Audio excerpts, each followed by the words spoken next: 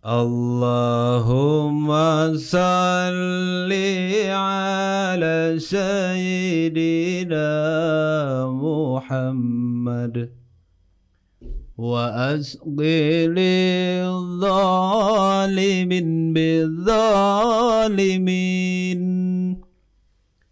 wa ahrizna min banihim salimin wa ala alihi wa sahbihi ajma'in. Allahumma salli wa sallim wa barik alaih. Sudah mulai. Assalamualaikum warahmatullahi wabarakatuh. Saya saking senangnya baca sholawat itu sampai lupa menyapa sahabat Pak Channel semuanya ya.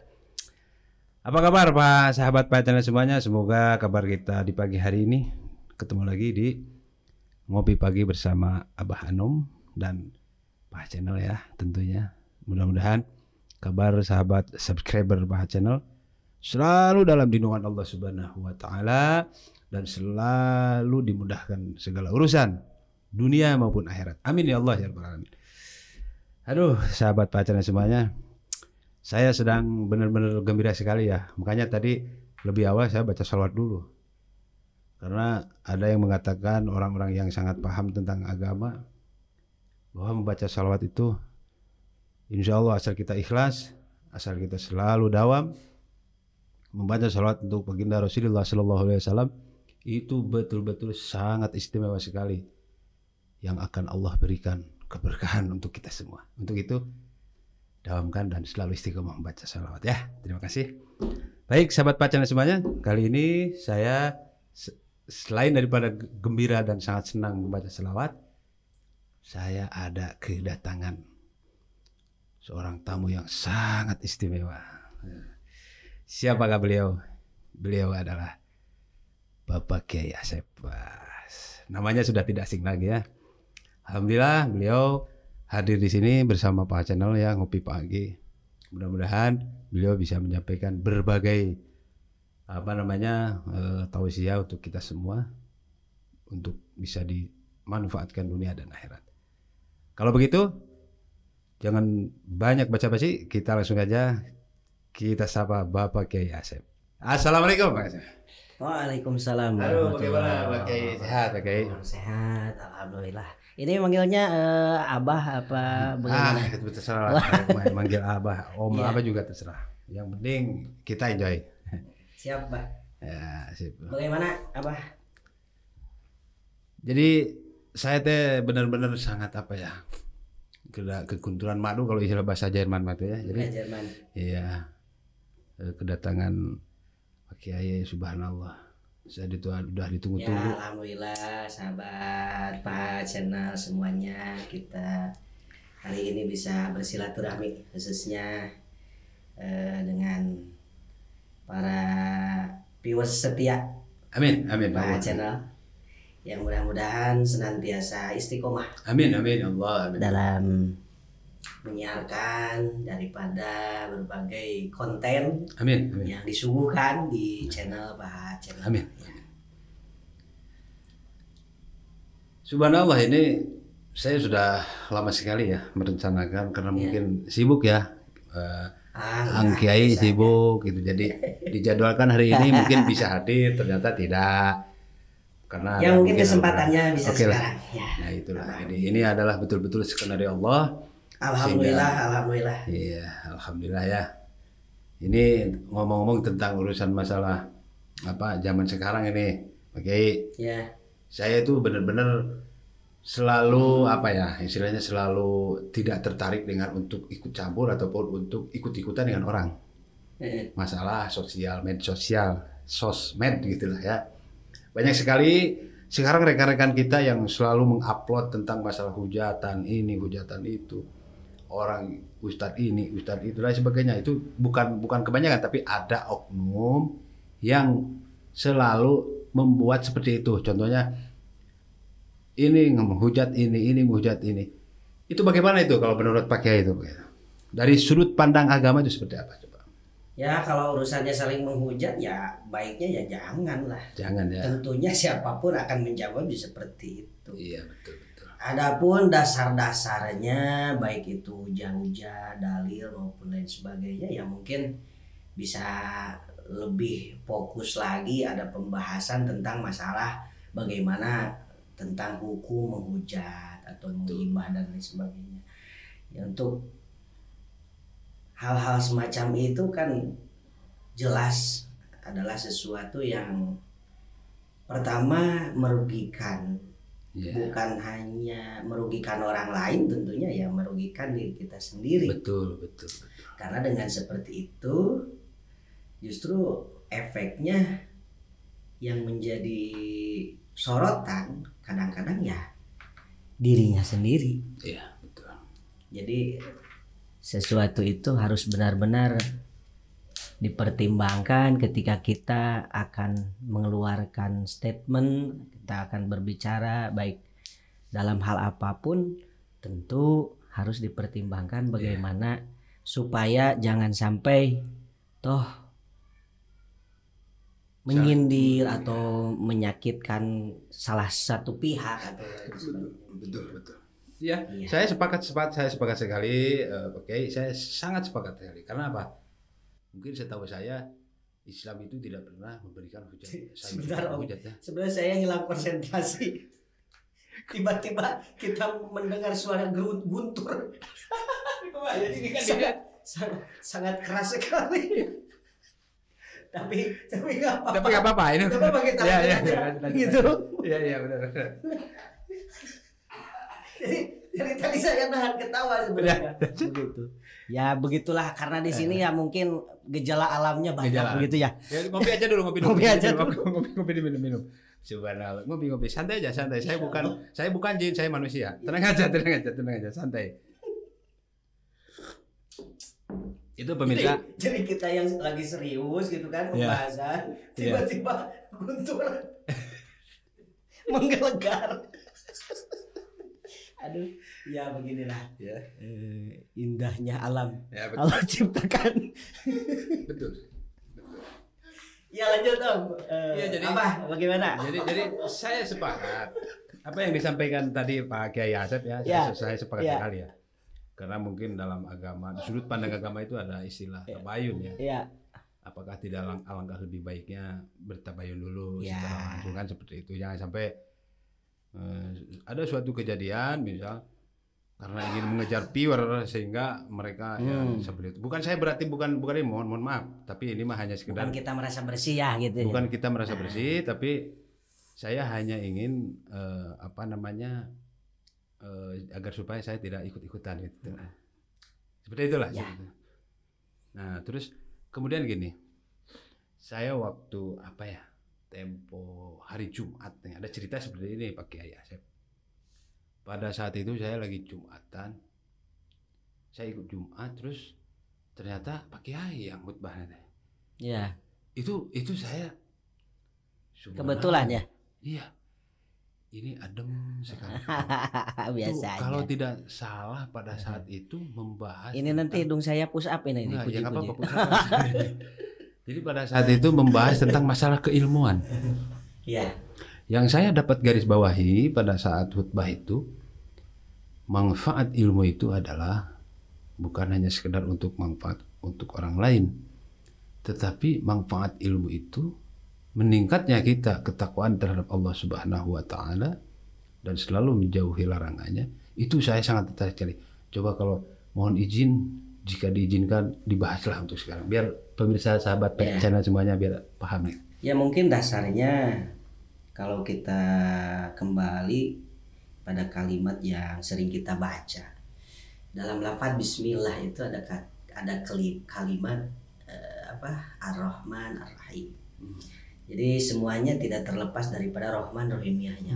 Bagaimana kasih sayang Allah terhadap makhluk. Bagaimana setiap makhluk yang Allah ciptakan itu semuanya diberikan nikmat. Walau tentu dengan lafaz Ar-Rahman Ar-Rahim itu sifat Rahmaniyah Rahimiyah Allah itu ada yang memang di dunia diberikan umum, baik kepada mukmin maupun kafir di akhirat diberikan khusus untuk hanya orang mukmin saja. Ketika kita berbicara hal seperti itu, kemudian kita tafakur bagaimana ketika Rahman Rahimnya Allah itu kita rasakan benar-benar terasa bagaimana kasih sayang Allah itu yang susah itu. Iya. Terlepas dari itu berkaitan termasuk juga dengan bab atau dengan kajian keilmuan. Bagaimana seseorang Allah berikan ilmu dengan Rahman Rahimnya hanya Allah, tetapi di satu sisi yang lain Allah pun memerintahkan untuk berikhtiar, untuk berusaha. Kalaupun kita sering mengenal dengan istilah ilmu laduni, gitu ya. Banyak itu ilmu laduni, tapi tetap kewajiban untuk seseorang thalab ilmu itu tidak menjadi tidak menjadi hilang dengan adanya yang disebut dengan ilmu laduni itu. Tetapi ada batasan di mana ketika seorang manusia berikhtiar, berusaha sekeras sekuat tenaga, semaksimal mungkin berusaha, toh kemudian hasil ataupun tidak hasil, nah itu baru bertawakal ala Allah. Seperti halnya guru kita semua pernah bilang dalam salah satu wasiatnya almarhum al-maghfurlah Kyai Abdul Somad, bahwa tujuan ngaji teh hayang bisa, ngan lamun teu bisa ulah eureun ngaji. Udah terus ngaji. Dalam artian kewajiban yang Allah berikan kepada kita dan anugerah yang Allah berikan berupa ilmu itu tentunya harus berkesinambungan, di mana kita harus memperlihatkan kerja keras di hadapan Allah dengan ikhtiar semaksimal mungkin, tetapi pun hasilnya itu dikembalikan lagi, karena kita tidak bisa menentukan juga bagaimana yang kita usahakan kemudian harus hasil. Apa yang kita perjuangkan kemudian harus tercapai, itu kan mutlak daripada Allah yang berikan. Bahkan kalau dalam ilmu tauhid itu dikatakan qada Allah itu kan terbagi dua. Pertama ada yang disebut dengan mutar, yang kedua ada muhtar, atau ke dalam istilah lain disebut dengan ada yang disebut mu'allaq, ada yang disebut dengan mubarom. Yang dimaksud adalah bagaimana takdir Allah, takdir Allah yang mutlak, tidak ada persambungan dengan ikhtiar dan usahanya manusia. Disebutnya muhtar. Contoh halnya seperti misalkan keluarnya matahari pagi hari, itu kan kita nggak ada lah abah sekarang kita bisa berusaha bagaimana matahari supaya naik kan gitu. Ataupun kalaupun sudah naik matahari, kita nggak bisa berikhtiar bagaimana supaya matahari itu tetap bersinar di siang hari, karena sewaktu-waktu tentu kadang-kadang kan ada mendung juga, dan itu kita tidak bisa berikhtiar, tidak bisa mengupayakan hal itu. Ya kalau bersambungan dengan rukun iman tentunya ada rukun iman yang ke-6 kan. Bagaimana kita harus iman, meyakini tentang adanya yaumil qiyamah. Disebutkan bahwa di hari yaumil qiyamah itu matahari akan terbit di sebelah barat. Dan ketika itu terjadi, bagaimana manusia kan hanya bisa pasrah. Tetapi hal lain ketika berkaitan dengan muhtar, ada hal-hal di mana memang hak mutlak Allah tetap kembalinya kepada wahdaniyatul dzat, wahdaniyatul awal, wahdaniyatul sifat. Tetapi ada persambungan dengan ikhtiarnya manusia. Bagaimana Allah mentakdirkan sesuatu, tetapi manusia diperintah untuk berupaya.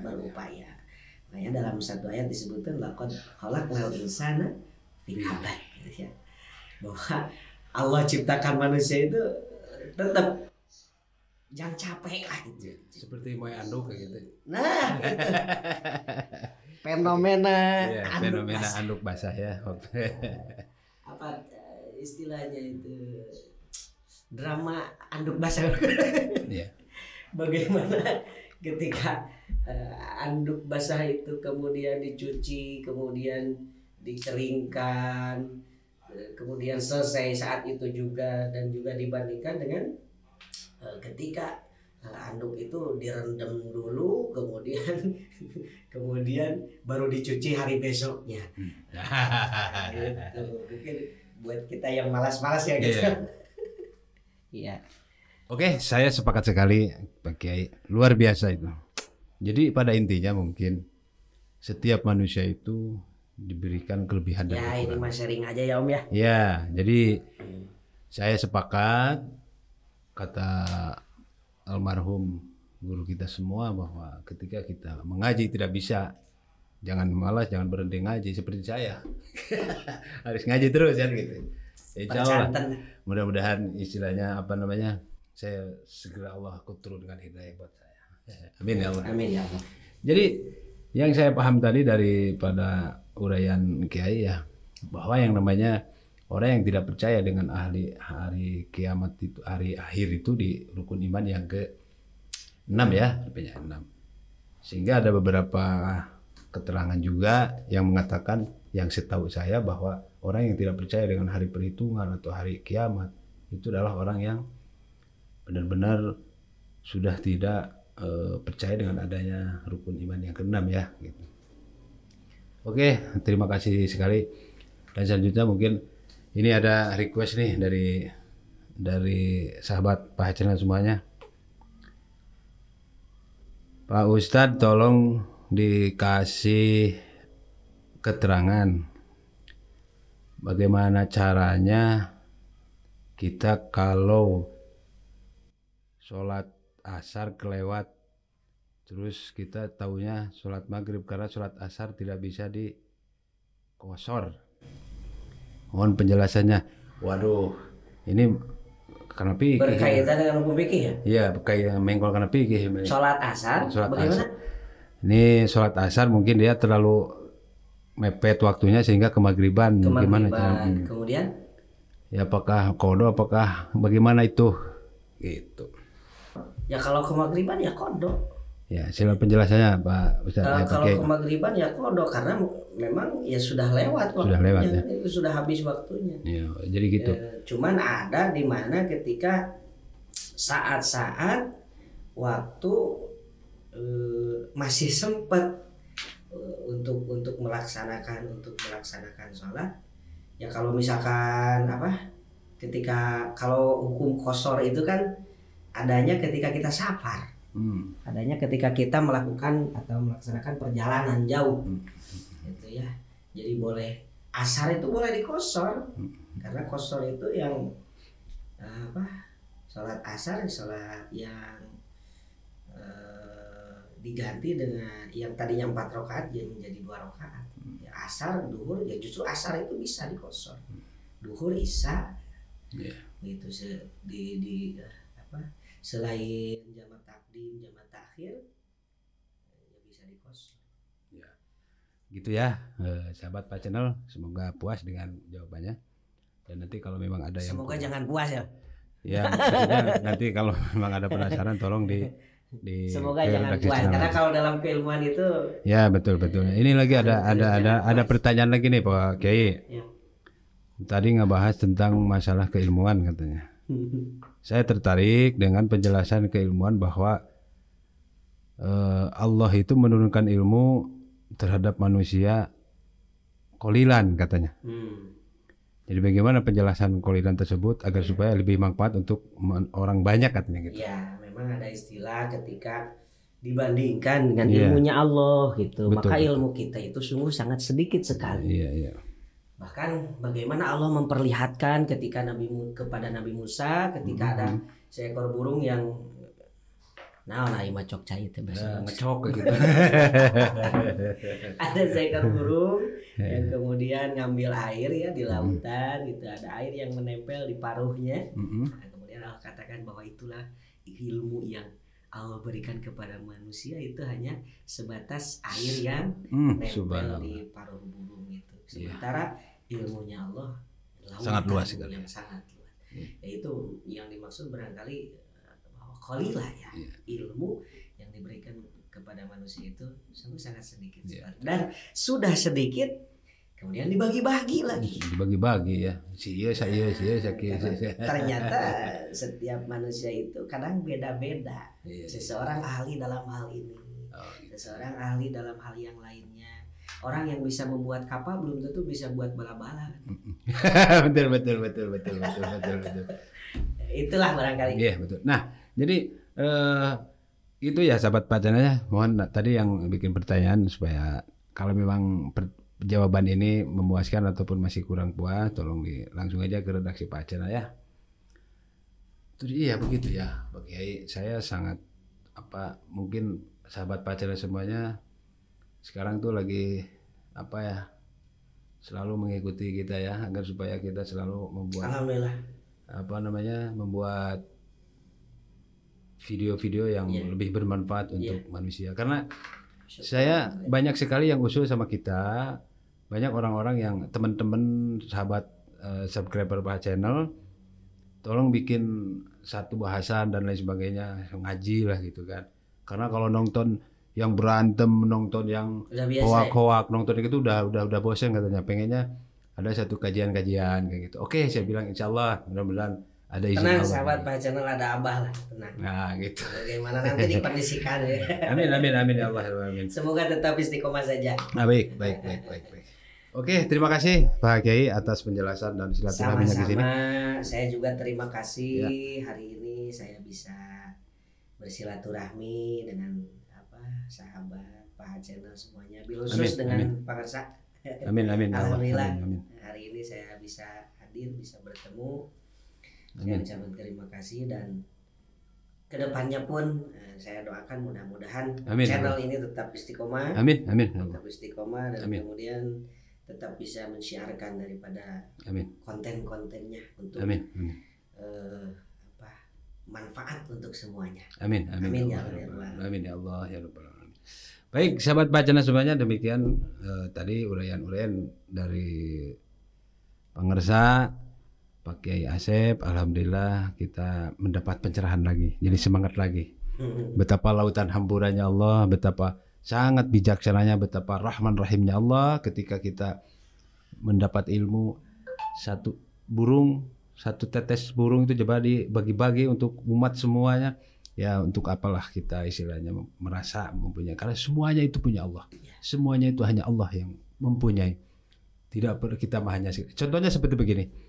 Kita dicubit nih. Yang merasa sakit yang bilang ini, aduh sakit ya kan. Tapi kalau kita sudah meninggal, dicubit bagaimanapun tidak. Artinya mungkin kalau menurut saya bahwa di raga ini hanyalah sebuah rumah dan ruhlah adalah penghuni rumahnya. Untuk itu selalu istiqomah membaca salawat agar kita mendapatkan syafaat dari baginda Rasulullah SAW nanti di akhir kiamat. Terima kasih. Mohon maaf atas segala kekurangan. Assalamualaikum warahmatullahi wabarakatuh. Waalaikumsalam warahmatullahi wabarakatuh.